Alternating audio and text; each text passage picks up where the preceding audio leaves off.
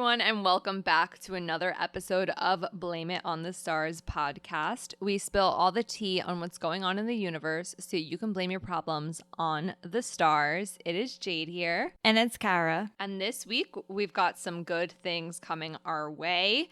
Mercury will be re-entering its home sign of Gemini. We've got a full moon in Sagittarius. And also, just so you know, this is the last week of Gemini season, so we're going to give you the full rundown on our final moments of Gemini season and what you can expect. And just to give you a little heads up, next week we will be talking about Cancer season and all of the different transits that are happening, including Jupiter in Aries, which is going to be square everything in Cancer. So you're definitely going to want to pay attention and take some notes because it's going to be quite a time. Yeah, so if you want to know what to expect for your final week of Gemini season, we've got you covered this week. And then next week will be all about Cancer season. So definitely stick around for that. And also, too, this is a reminder that we are on social media, and more importantly, we are now active again on social media. Kara and I took a little bit of a hiatus from socials, but we're back on the gram. We're making some TikToks, so not only will you get updates on new episodes, but we're also putting out some really good astro content. If you want to follow us on Instagram, Twitter, and TikTok at BLME The Stars, that would be fantastic. And if you like this episode or any of our episodes, always feel free to share it with a friend because it means the world to us. But with that being said, let's discuss the astrology of this week. So we start off this Monday, June 13th at 11:27 a.m. Eastern Standard Time. Mercury re-enters Gemini. Here is what you need to know. Mercury was in Gemini previously just for a little bit of time before it went retrograde. You might remember Mercury retrograde started off in Gemini before it made its way all the way back into Taurus. When Mercury retrograde ended, it went direct in Taurus, and now it is coming back to Gemini to continue the rest of the transit. So what you should know about Mercury in Gemini, in case you forget from the last time that it was here, Mercury in Gemini deals with communication. It deals with sharing of ideas. It deals with our intelligence. So with Mercury in Gemini, we can expect to really want to learn, for our communication to be back on track. And it's really good for exploring and reading and figuring out new things. So it is a very social energy. You're going to expect that you're going to want to be around people and kind of like doing things. Mercury in Gemini is also usually a very like fun and lighthearted type of energy too. So you might feel just kind of in the mood to be a little bit more silly. You might be laughing into memes and things like that.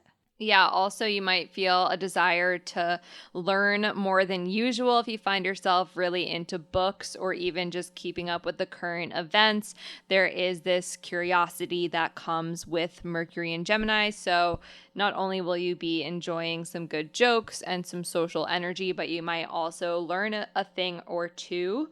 Certain signs will be affected more by Mercury transiting Gemini, and we'll explain why in just a minute. But overall, what you can expect and how it will affect you will be an increased desire to socialize, to talk, to be more chatty, more into things like podcasts or YouTube videos or anything that can keep your mind stimulated, which is why we see the jokes things as, a thing that we enjoy doing during this time because memes are mentally stimulating. Yeah. And like Jade mentioned before, like the last time Mercury was in Gemini, it was retrograde. So we really didn't get to experience Mercury in its home sign type of energy. So this is really exciting because Mercury is going to be in its home sign, going direct, and everything should be as planned. And we really should be able to enjoy this transit this time. Theoretically, though, because Mercury in Gemini will square Neptune. So keep listening for the key dates where we explain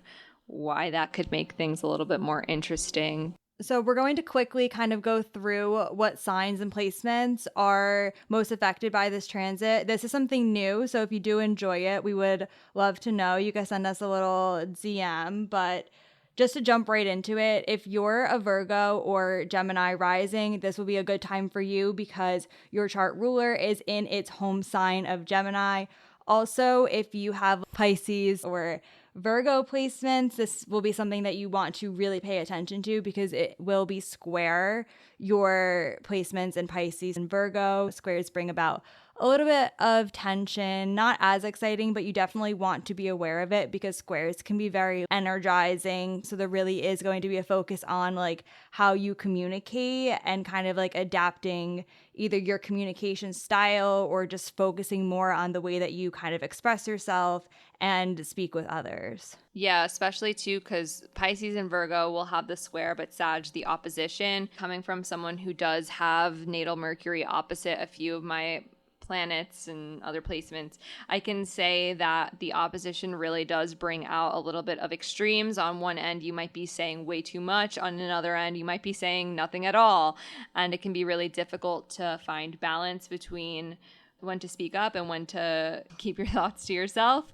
So that's my note for Sag placements during this time. If you have Aquarius or Libra placements in your chart, you might find that Mercury in Gemini just really enhances the natural energy that you already have. Aquarius and Libra are air signs as well. So Mercury and Gemini will form a trine to your placements, really enhancing your intellectual side and your curiosity that you just naturally have in general.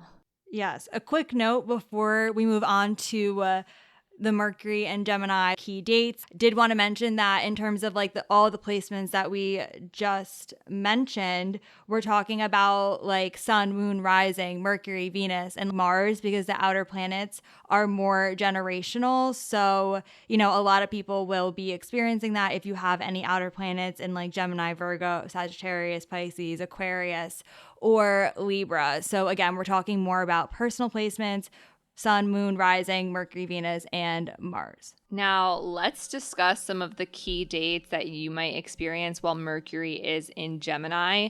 The first one happens on June 20th. Mercury is sextile Jupiter in Aries during this day, and this is a really good time for that social energy. This is a good time to really expand your mind if you're looking to like learn a new skill or get some new information on something that you've been wanting to learn, potentially even start like an online course or something like that. June 20th can definitely be a good day.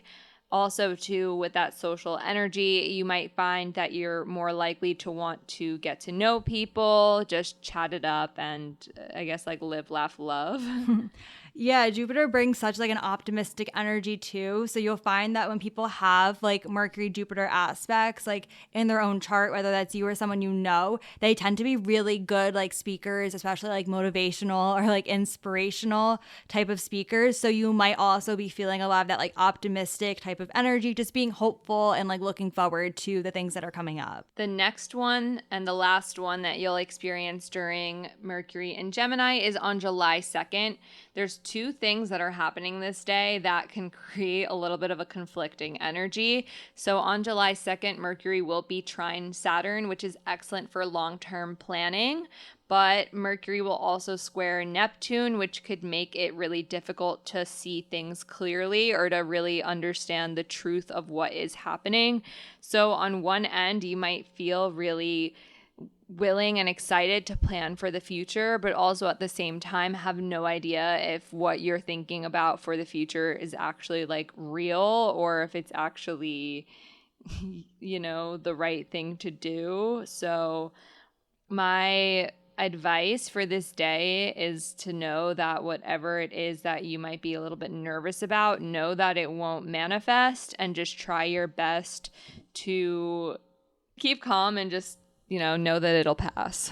It also kind of reminds me of like, I want to say misdirected energy. And that isn't to say that anything that we're doing around this time like isn't going to work out or we're working on things that aren't going to lead anywhere. I'm just saying that because like Mercury is trine Saturn, we have this like discipline and this ability to like stay focused on what we're doing and to like be working hard. And then the square to Neptune can kind of make you feel like you're not accomplishing the things that you're trying to accomplish, or you're not going in the right direction, or you're not sure where you're going. So if you're like set on doing something and you're really sure that this is what you want to do, I'm just going to say don't let the square Neptune intimidate you, if that makes any sense. So if like you feel like, oh, this is going nowhere, or I'm not sure where this is headed, that's Neptune. And it's okay, because the thing with Neptune energy is like, yes, it's confusing. Yes, we're not necessarily sure how it's going to work out. But in the process of that, usually a lot of things are like realized and discovered. So, it's not all bad. And like I was saying, if there is something that you're like very excited about or trying to do, I just would not let the square kind of discourage you, and just trust that things will work out the way that they're like meant to. Mercury moves pretty fast anyway. So, this won't be something that's like lasting very long, which is also good too. And now, if you love us, don't skip these ads because it helps us out. But anyways, here is a word from our sponsors. Well, hopefully you loved those ads. We're so thankful that you listened and didn't skip. Speaking of, let's skip to the next thing that's happening in the astrology. So the day after Mercury re-enters Gemini on June 14th.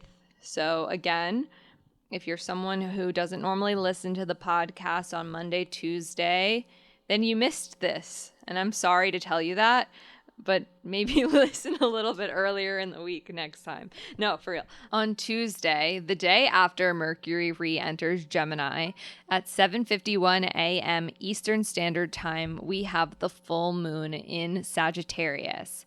Now, per usual, the date and time and all of that information is from the website astroseek.com. And if you're listening to this later in the week and maybe had missed this transit, just know that you might still feel the energy for a little bit after. But what do you need to know about the full moon in Sagittarius? Full moons typically are a time of releasing and letting go. And when they happen in certain signs, we're letting go of the themes that are related to that sign. So since Sagittarius deals a lot with our philosophies that we follow and our ideals that we believe in, the full moon in Sagittarius should be a period of letting go of old philosophies and ideals that you normally hold true for yourself. Now, I don't want to speak for everyone, but in my experience, I have found whenever people hear things like this, they don't necessarily think it's the most exciting thing in the world, because things that go on in our heads, are in our heads. They're not necessarily things that are more tangible, like relationships or jobs or friends or apartments or pets or family members, things like that. So it's easy to gloss over this and to just think, oh, full moon in Sagittarius. Sag is a pretty optimistic sign. It's just a full moon, no big deal. However, I do think that this full moon is a really good one. Granted, it does have some difficult, aspects, which we'll go into more detail with when we go over the details of the full moon. Specifically, what I'm most excited about and what I think you should be most excited about is using this as an opportunity to let go of any limiting beliefs or old mentalities that no longer serve you as you move forward into the newer version of you, into your higher self, if you will. Yeah, I just want to quickly mention too that in terms of figuring out your core beliefs, or the beliefs that are coming up for you that are challenging or making you feel like you have to hold back and not do the things that you want to do, in terms of healing and realizing them and all of that kind of stuff, it is a process. It's not something that just happens once, like full moon and Sag. I'm never gonna think negatively about myself ever again, or whatever it is that you're dealing with. It's something that happens over time. And I'm just bringing that up because Jade and I were recently talking about this and how I was like, oh, I thought I healed from this already. I thought that I was over this one phase of life or this one belief, and it just keeps coming back up. And when that happens, it can almost feel like you made no progress, or nothing has changed and you haven't grown at all. but that's like not true. Like healing isn't linear. We're constantly, evolving day to day. Things are always changing. And I don't know, I just wanted to emphasize the fact that, like, yes, we're releasing things, but it's not always like that simple or that straightforward. Yeah. And as far as like how you'll feel this affect you, I think on the day of the full moon in Sagittarius, it might still kind of feel a little bit optimistic in a way, but I would expect to really become much more aware of how you're feeling, because again, the moon is our emotions, and more aware of the stories that you're telling yourself and what your beliefs are. And then if I were you, and if you are doing what I'm planning to do, I'm using this full moon as an opportunity to become aware and to look at what are the thoughts that I'm telling myself, and what beliefs do I hold true about not just myself, but the world that I'm living in, the beliefs I have about society, the beliefs I have about success, and the beliefs I have about so many other things in my life, so that I can look at them from a more objective standpoint and realize, are these beliefs beneficial? Where did these beliefs come from? Who told me these beliefs? Why am I still holding on to them? Are they true or are they outdated? What beliefs should I be thinking about? And kind of using this as an opportunity to just recognize where I need to focus my energy and attention so I can begin to let go. And that's something that I've been thinking a lot about. I've been reading the book, The Mountain Is You, and they talk a lot about limiting beliefs and the role that they play in our ability to achieve the goals that we want. And if we're self-sabotaging due to old mentalities, such as like, and this is true for me, and this is not the first time I've talked about my financial struggles on this podcast, but when I was younger, I would resent people who had money and free time. And to this day, I still do kind of resent people who just have an abundance of finances and resources, because I did not believe that that was possible for me to have. I did not believe that it is possible for me to relax. I came from the mentality that I needed to work in order to receive money rather than use my free time to relax, because I would think free time equals not working equals no money. And that's a limiting belief that is holding me back from actually having some sense of financial stability. This is just a personal example that I know people have given me feedback that they're happy that I talk about these struggles on the podcast, but one that I think is a good example of what you might recognize during the full moon in Sagittarius, whatever that is for you, whether it is, again, just to reiterate, beliefs about success, beliefs about love, beliefs about whatever it might be, you'll know for you, and that awareness can help you move forward towards achieving what it is that you want.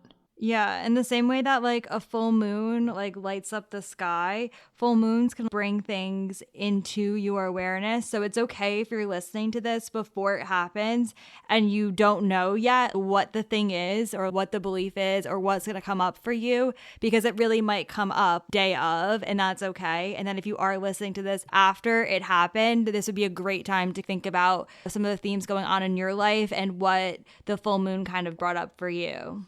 Now, this full moon happens at 23 degrees Sagittarius. So if you have placements in your chart that are 23 degrees Sag, take a look there, or just look in your chart and find where 23 degrees Sagittarius is for you, so you can understand how this will impact you. However, as we did with Mercury and Gemini, we'll explain who are the most affected people of the full moon in Sagittarius. Now, if you are Gen Z, specifically Gen Z born between December 24th, 2002 and October 22nd, 2008, that's, the 18 degree Pluto in Sagittarius through 28 degrees Pluto in Sagittarius, you'll likely feel the effects of this full moon in Sag to an extent, which is interesting because Pluto in Sagittarius is a generational planet. Like, it's literally ruling over Gen Z. So Gen Z in general might feel this sense of realization about what beliefs they hold for themselves, myself included, but specifically those within those dates might feel this much more intensely. So if you're a Gen Z within those years, be on the lookout for this full moon in Sag. Yeah, especially because, again, it's going to be right by your Pluto, which is a very intense planet. This is a very big week in the astrology for all of the mutable signs. So if you have any placements between 18 and 28 degrees in Virgo or Pisces, you have a little bit of a square going on with this full moon, which again brings about some tension, but also is a very like activating energy too. And then again, if you have any Gemini placements between 18 and 28 degrees, you have the opposition, which is really bringing out even more of that like heightened awareness type of energy for this full moon. Yeah, and similarly, Sagittarius placements who have placements between 18 through 28 degrees, this will be a conjunction. And I always like to think of conjunctions as an amplifier. So it's really going to just turn the volume up 100 on whatever you are feeling that day. And it'll also impact Aries and Leo placements, but as a trine. So this might not feel as complicated, but it could bring that fiery energy that you already have out a little bit more than usual. So we just briefly went through that. If you want something more in depth about your personal transits and what's going on in your chart and how Mercury in Gemini or the full moon in Sagittarius or even any other upcoming transits affect you on a personal level, Jade and I both have our readings open. The link will be in our description. It's also in our bio on all of our social media too. Also, if you've never booked a reading with us before, we do have a discount code. It is STARS, all caps, STARS, for 20% off your first reading. So let's go into a little bit more detail and discuss the aspects. So these are like the little details, nuances of this full moon that make it a little bit more special than just the average full moon. Now, what you should know is that the sun will be trine Saturn and square Neptune, the moon sextile Saturn and square Neptune. If you remember when we talked earlier about Mercury dealing with the same type of aspects, aspecting Saturn and Neptune at the same time in the same type of fashion, that kind of applies here too, but more in an identity and emotional point of view. So on one end, it can be really easy to take yourself seriously and to allow your feelings to be processed in a little bit more of a serious tone of voice. That's great. But at the same time, emotionally, it can feel really foggy and confusing, where it's hard to know if things are real or not in a way. Coming from someone who has moon square Neptune, a lot of times I will think that things are better than they really are or worse than they really are. And with the sun square Neptune too, it can also be hard to figure out where you stand amongst all this confusion as well. For this full moon, I think one of the more interesting parts, I guess, about just having aspects to both Saturn and Neptune is the fact that they are both similar and different, if that makes any sense. So Saturn is like such a practical sign, and it's so good to like have that energy there. And then Neptune in some ways does like balance it out, because it does allow you to kind of like dream bigger and not be so stuck in whatever the quote unquote reality of your situation is. But there can be a tendency to be feeling a little bit more negative or pessimistic that kind of comes up, whether that's because you're feeling a little bit lost and confused because of Neptune, or because you're trying to do things and you're so focused on the practical aspects of how it's going to get done because of Saturn. It's interesting because we're thinking about our beliefs, the things that we're doing, the things that we believe in, what we want on like a very deep and internal level. And sometimes that can conflict with the reality of whatever your situation is, or it can just feel like it's not possible because of Neptune. It's just something to be aware of, because if there are things that are coming up and you're like, I don't know where I'm going, or I don't know what this means, or I have to do this and I don't know how, like all of that is very valid and very real. But again, it's just the full moon, and the transit will eventually pass, and eventually Neptune won't be making all of these aspects, and then we will have a lot more clarity on the things that we are either communicating or realizing or trying to do. Yeah, and the other only aspect that is happening during this full moon is that the moon is trine Mars in Aries at this time. So with that being said, I like to think of like trines as the friend who has the same opinion as you and is going to push you to do it. You know, it is that friend who's going to agree and tell you to like absolutely go for it.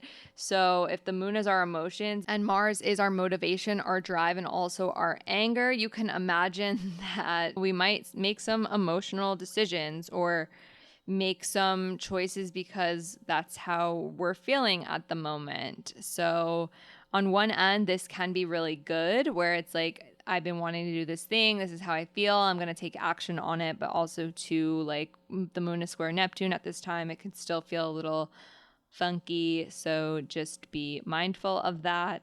And this is completely unrelated, but want to mention it because a lot of times during full moons, we feel a lot of energy and it can feel strongly. Mars is also in Aries, and one of the things that we like didn't really mention, but I've been experiencing a lot while Mars is still in Aries, is that Aries rules the head and Mars is aggression. So when Mars transits Aries, sometimes we can get really bad headaches. So if you find during the full moon that, you can't really sleep well, because that tends to happen during full moons in general, or just throughout all of the time Mars has been in Aries, you've had a little bit of a headache, you have something new to blame it on. I've been having migraines, so I felt the need to bring that up because I know it in the astrology, other people might be experiencing it too. Yeah. Also, special shout out to the fact that Mars also deals with things that we're passionate about. So, your passions, the things that you really just want to do that are so meaningful to you, might come up in terms of whatever beliefs and philosophies and things you're thinking about. It also could be a good idea to try to find a way to release like physical energy as well, whether that's going for a walk or going to the gym or doing yoga, maybe going to the beach and swimming. I don't know, summer's here. Whatever the vibe is for you. Mars is definitely about taking action, but it's also a good way to let go of physical energy and also channel all of your energy into things that you really care about. And that's pretty much it for this week in the astrology. Know that these are the final days of Gemini season. We are very, very quickly approaching Cancer season. So definitely stay tuned for next week's episode where we give you the entire rundown of every single transit that happens during Cancer season so you can know what you're getting into up front and have all of the dates for all of the different energy shifts and things like that. So definitely stick around for next week and you'll get all of that inside info in advance. And per usual, we are now active on social media again. It is good to be back. It is good to be reconnecting with you all. I have missed it. The hiatus was a little necessary, but it feels really good to be back. Definitely make sure you're following us on social media. It is the same on Instagram, Twitter, and TikTok at BLME The Stars. Also, we do have this podcast available in video format with the closed captions on YouTube. If you search Blame It on the Stars podcast on YouTube, it also shows up. And if you're listening to this on Spotify, you might have noticed that there's also the exact same video with closed captions there for you to watch as well. But anyways, hope you all have a great full moon, a great rest of Gemini season, and we'll check in next Monday.